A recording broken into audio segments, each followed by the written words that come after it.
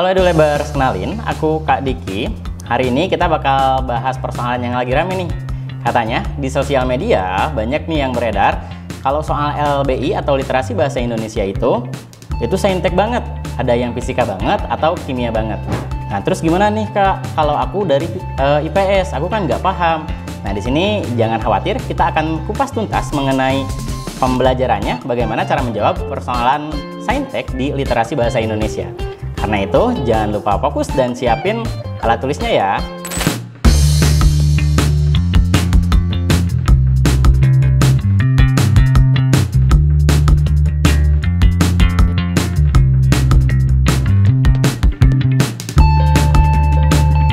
Oke teman-teman, di sini kita akan membahas subtes literasi bahasa Indonesia, tepatnya untuk teks saintek. Di sini kita langsung aja tanpa berlama-lama ke persoalan yang pertama. Ada sebuah teks dengan judul Kinetika Michaelis-Menten. Kinetika Michaelis-Menten ini di paragraf pertama membahas kinetika Michaelis-Menten adalah model kinetika enzim yang menjelaskan laju reaksi yang dikatalisis oleh enzim bergantung pada konsentrasi enzim dan substratnya. Berikut adalah persamaan antara substrat yang mengikat enzim secara reversibel untuk membentuk kompleks enzim substrat, yang kemudian bereaksi secara tidak reversibel untuk membentuk produk dan melepaskan enzim lagi. Nah, dari paragraf pertama ini kita tahu yang pertama ada definisi mengenai kinetika Michaelis-Menten. Kemudian yang kedua ada persamaan reaksinya. Selanjutnya di paragraf kedua ada dua istilah penting dalam kinetika Michaelis-Menten. Pertama ada Vmax yang merupakan laju maksimum reaksi ketika semua situs aktif enzim jenuh dengan substrat. Kedua ada Km. Km juga dikenal sebagai konstanta Michaelis yang merupakan konsentrasi substrat saat laju reaksi adalah 50% Vmax. Km adalah ukuran afinitas yang dimiliki suatu enzim terhadap substratnya. Kemudian, semakin rendah nilai Km, semakin efisien enzim tersebut dalam menjalankan fungsinya pada konsentrasi substrat yang lebih rendah. Persamaan Michaelis-Menten untuk reaksi di atas adalah V sama dengan Vmax, S, Km plus S. Persamaan ini menjelaskan bahwa laju awal reaksi, V, dipengaruhi oleh konsentrasi substrat awal. S diasumsikan bahwa reaksi dalam keadaan tunak, yaitu saat konsentrasi Es bernilai konstan. Nah itu untuk teksnya. Kita bagi menjadi tiga bagian. Pertama mengenai paragraf pertama, kinetika Michaelis-Menten definisinya. Kemudian ada persamaan reaksi. Kedua, istilah-istilah penting. Ketiga, ada persamaan reaksi kembali. Kita langsung saja ke soal yang pertama. Di sana berdasarkan informasi pada teks di atas, kerja utama enzim. Di sini ditanyakannya adalah kerja utama enzim. Kalau kita lihat di teksnya, kerja utama itu tidak akan berhubungan dengan persamaan reaksi. Kemudian persamaan reaksi ini ada di bagian paragraf pertama bagian awal, kemudian paragraf ketiga di sini. Itu persamaan keduanya. Nah, kemungkinan ketika meminta penjelasan kinerja utama itu akan ada di penjelasan di sini di definisi dan juga di paragraf kedua tentang istilah.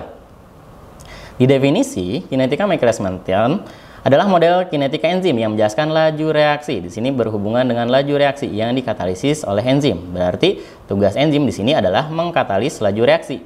Nah, berarti kita cari jawaban yang berhubungan dengan laju. Kemudian di sini juga membahas terkait Vmax yang merupakan laju maksimum. Ada laju lagi nih dibahas. Laju ini sangat sering dibahas. Ada dua nih di sini, di paragraf pertama dan di paragraf kedua. Makanya akan berhubungan dengan laju untuk enzimnya itu sendiri. Nah, di sini kita tinggal cari aja yang secara konteks berhubungan dengan laju. Laju itu kita bisa asumsikan sama dengan percepatan atau kecepatan. Di sini yang berhubungan dengan kecepatan adalah di poin B, yakni mempercepat. Yang ini berikatan dengan substrat itu tidak berhubungan dengan laju. Yang C menurunkan energi juga di sini tidak berhubungan dengan laju. Energi aktivasi sama sekali tidak dibahas di teksnya. Kemudian membentuk kompleks di sini juga tidak berhubungan dengan laju, dan terakhir menstabilkan kompleks itu juga tidak berhubungan dengan laju. Yang paling berhubungan dengan laju di sini adalah yang mempercepat. Karena itulah untuk nomor 1 ini jawabannya adalah yang B. Nah, kita lanjut ke soal nomor 2. Diasumsikan bahwa pengikatan substrat dan enzim untuk membentuk kompleks substrat enzim merupakan reaksi tahap pertama. Kemudian pembentukan produk oleh kompleks substrat enzim merupakan reaksi tahap kedua. Oke, perbedaan kedua reaksi tersebut. Nah, di sini dipertanyakannya adalah perbedaan. Kalau kita lihat di teksnya, kita punya sebuah persamaan di paragraf pertama. S ditambah E menjadi ES, kemudian ES menjadi P tambah E. Kalau kita lihat di soalnya, itu menunjukkan di sini S tambah E menjadi ES, kemudian ES itu tadi terurai kembali menjadi P ditambah E. Nah, yang ditanyakan adalah perbedaan. Kita lihat dari kedua ini perbedaannya ada di mana saja. Yang pertama, perbedaannya ada di ES dan E, yang mana letaknya satu di kiri, satu di kanan. Di antara keduanya, kita coba lihat, ada nggak yang membahas terkait enzim, letak enzim atau letak si ES ini. Nah, kalau kita lihat di poin A, B, C, D, E, itu semuanya tidak ada yang membahas terkait perbedaan letak E dan ES-nya. Adapun yang C, reaksi tahap kedua terjadi tanpa melibatkan peran enzim, itu tidak sama. Dan di sini ada enzimnya. Nah, kemudian yang bedanya lagi selain E dan ES itu adalah di tanda panahnya, teman-teman. Lihat, yang satu bisa ke kanan dan ke kiri, yang satu bisa ke kanan. Itu menunjukkan yang atas S tambah E bisa jadi ES, atau ES-nya itu bisa balik lagi jadi S tambah E. Nah, ini sesuai dengan yang ada di poin A.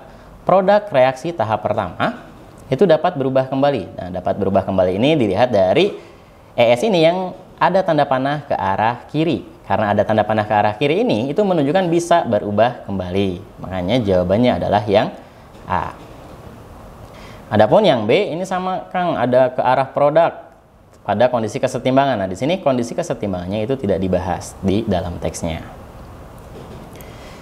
Kita lanjut ke nomor 3. Berdasarkan informasi pada teks di atas, kondisi di bawah ini yang memungkinkan tercapainya laju maksimum.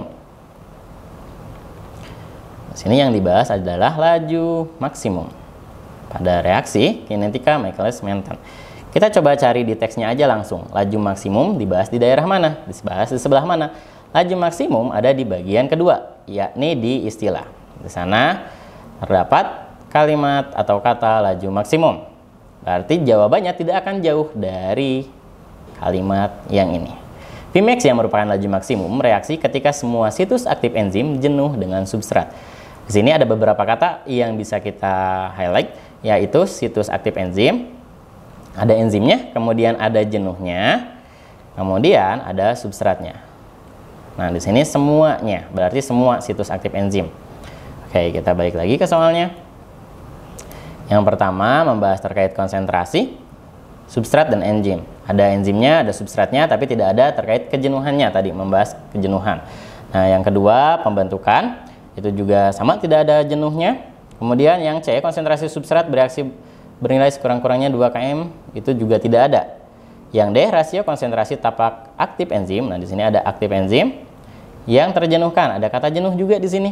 Kemudian substrat menjenuhkan, ada kata jenuh juga di sini, adalah 1:1. Nah, ini menunjukkan semua yang tadi kita bahas. Makanya untuk nomor 3 ini jawaban yang paling tepatnya adalah yang D.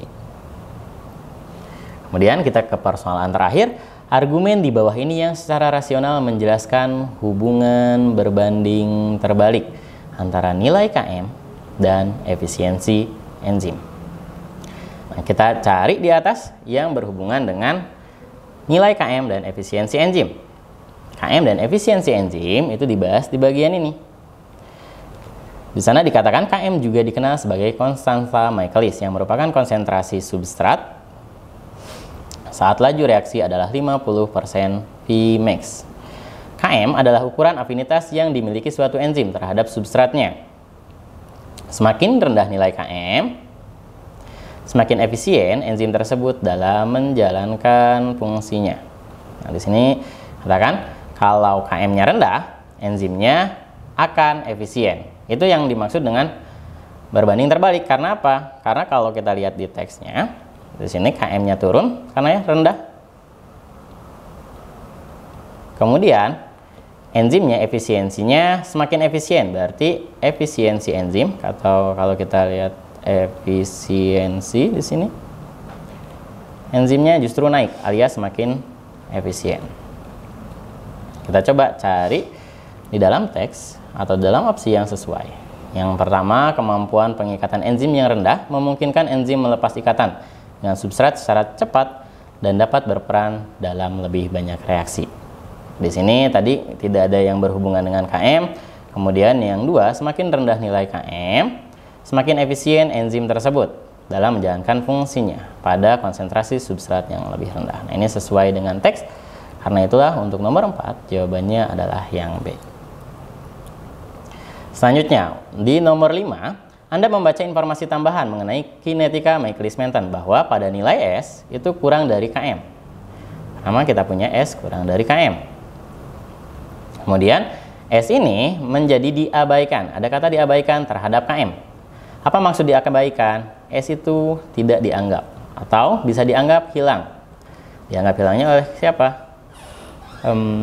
Oleh Km itu sendiri. Jadi di sini S tidak dianggap oleh Km.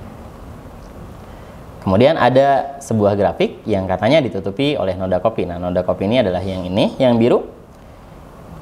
Di sana ada keterangan VO atau V0 pada grafik sama dengan V pada persamaan Michaelis Menten. Informasi yang paling mungkin tertutup oleh noda kopi.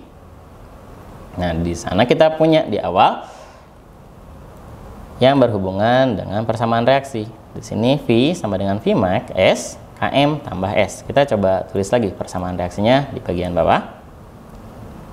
V sama dengan Vmax S dibagi Km tambah S. Nah, di sana di atas ada pernyataan tidak dianggap Km atau diabaikan oleh Km, sehingga S yang ada di bagian bawah itu bisa kita hilangkan karena dia hubungannya adalah dengan Km. Makanya jawabannya V di sini sama dengan V0 sama dengan Vmax S-nya tetap ada kalau yang atas ya, karena dia diabaikannya oleh Km aja per Km. Karena itulah jawaban dari yang nomor 5 adalah yang B. Oke teman-teman, sekian untuk pembahasan kali ini. Jadi kesimpulannya, ketika mengerjakan teks saintek, hal yang perlu diperhatikan adalah konteksnya, kemudian letak dari teks-teks yang penting. Sekian, semoga bermanfaat untuk kalian. Jangan lupa share ke teman-teman kalian. Dan jangan lupa like, komen, dan subscribe YouTube EduLab Indonesia. Sampai jumpa di pertemuan selanjutnya. Bye-bye!